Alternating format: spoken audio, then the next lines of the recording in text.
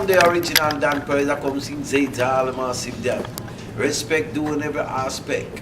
Big up the one called Chinny, original Dan Perez, sing Zeta, all the massive Dan.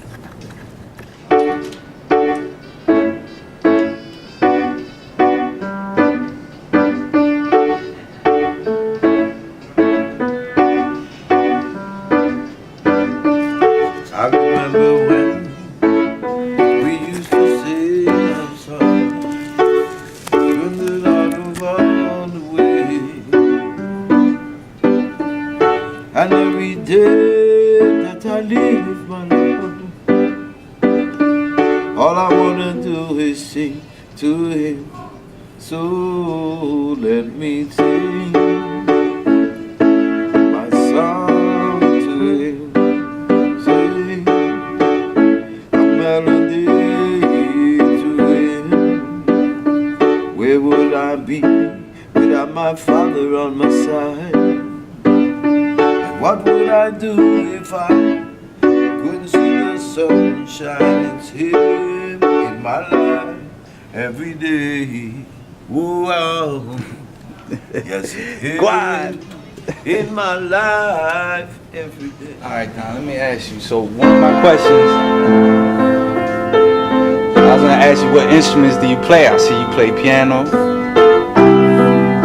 What else you play? Percussion, congas. I play all the Latin percussion. Okay. All right.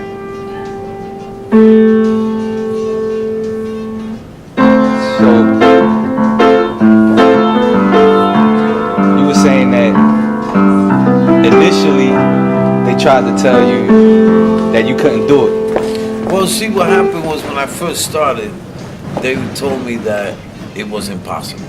Mm-hmm. You know, that I was trying to be Jamaican, that, you know, it's unheard of, that I wouldn't be able to do it, that's not for me, that I should be doing something else. But who was saying it? Was it the Spanish Well, people? you know, Was it the generally- Jamaicans or? Well, everybody. You know, I just can't say one certain people. Right. You know? But in the Jamaican population, I was encouraged a great deal. Really?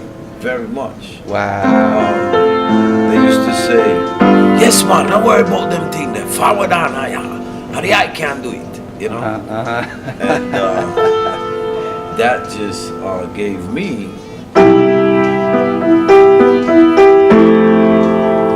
you know, it just encouraged me more to do it, you know? Yeah. Yeah. So would you say that even to this day, you accepted by the Jamaican community? Well, you know what, to be honest with you, I'm amazed at the reception that I get from the Jamaican crowd. It's like, as soon as they say my name, they react. Yeah. You know, they're like, yes, man. And the most thing that humbled me was that I saw the true Rastaman, the Bobo Dreads, come out to see me perform. Really? The Bobo Dreads. When you see a Bobo Dread there and see, when the Bobo Dreads come in, they just hold a corner. Mm-hmm. They don't move. Mm-hmm. But you see them in the corner, skanking and bloop, bloop, bloop, and give you a gunshot. Yeah. But they don't move from that corner. Right. You know, and when I saw that, and I saw a bunch of them. You know, it was plenty of them. It was just not one or two, but it was a lot of them. Yeah. You know, that they came out and supported me wherever I was. So you not only you not only play reggae music, but you also play salsa music. Well, my forte is the Cuban music. You know, the la rumba. You know that.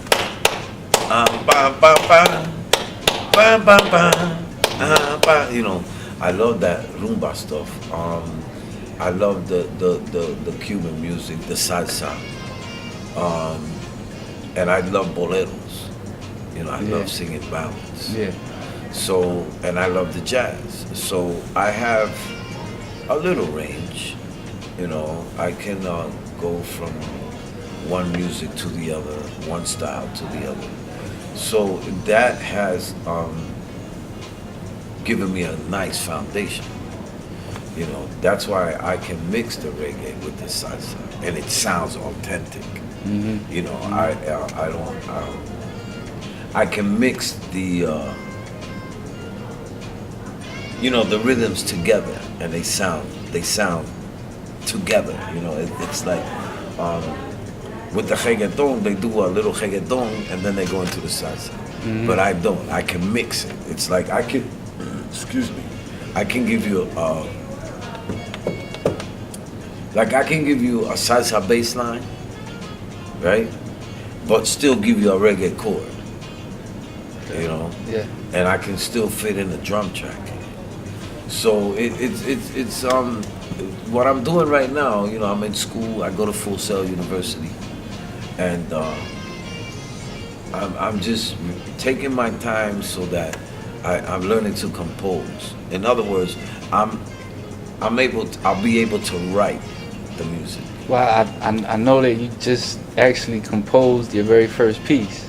I seen it. Like, what was that like? Well, Like, that was. Let me see if I can hear it. Yeah.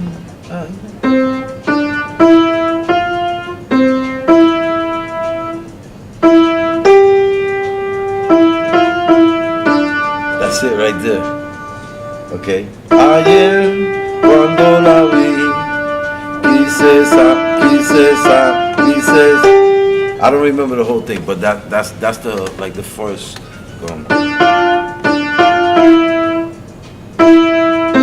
There it is.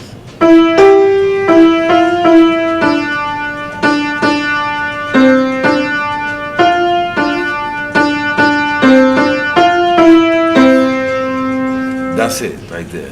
Ayer cuando la vi, quise saber su nombre. How did it feel actually composing? It was writing it notes? was exciting.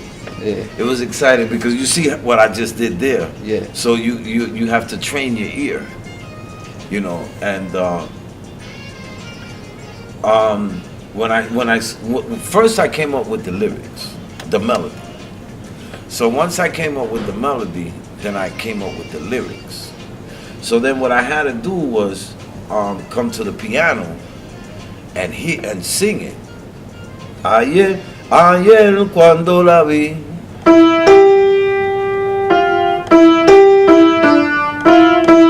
See, I had to do it like that. So it took time. Instead, I haven't played it in so long. It's amazing that you came up with that. See, you hear it there? Yeah. Ayer cuando la vi. So yeah, it was exciting to be able to do that because what it is that I actually was able to play what I hear in my head. So that was something, you know, exciting. It was motivating. That's something you never did before, right? Well, I've done it before, but not actually continue with it. Okay. You know, I would come up with a little something and I'd leave it. Yeah. But this time I came up with it and I actually wrote it. Yeah. Wrote the notes. Yeah. You know, said the scale, like that's E.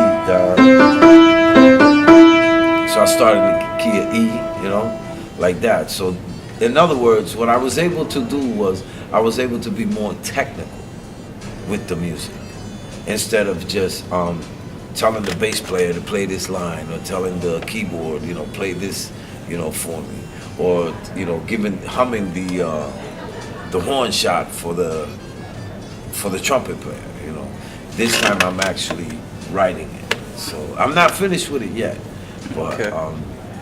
I have the first, like what you call a lead sheet. So I have a lead sheet right now. Okay. So. And where has what other countries or where has music taken you as far as traveling and touring? Okay, in the past? I was in Belgium. I went to Belgium. I performed in Belgium. I performed all over the Caribbean.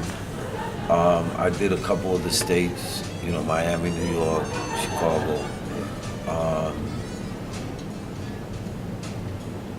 I went to Texas. Texas was very nice. I was down by the Alamo. I actually was over there in San Padres Island in Texas. Okay. So I got to move around a little.